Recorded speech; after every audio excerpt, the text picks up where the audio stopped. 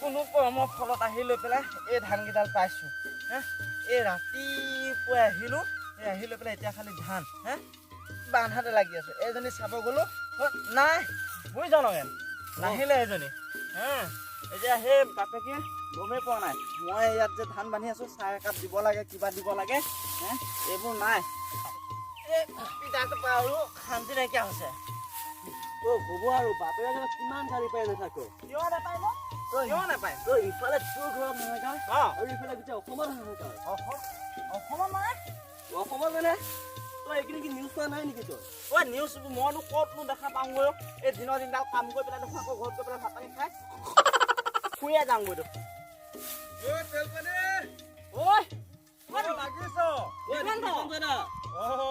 ভালে কৈছ ঘৰত বিচাৰি পোৱা টান হৈ পৰিছে যে আজিকালি খেতিত বৰ বেয়াকে লাগিছে কোনচোন দিগন্ত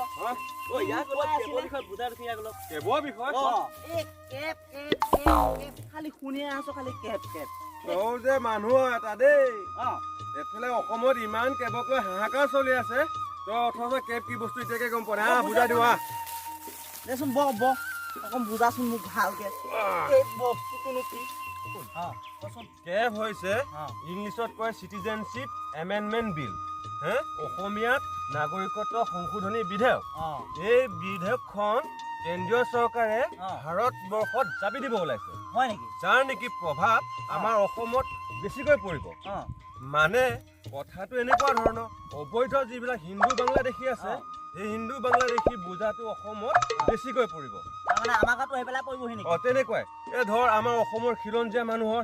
জাতি মাটি ভেটি কোনো অস্তিত্বই নাইকিয়া হৈ যাব হয় নেকি আজি চা আজি তোৰ কথাটো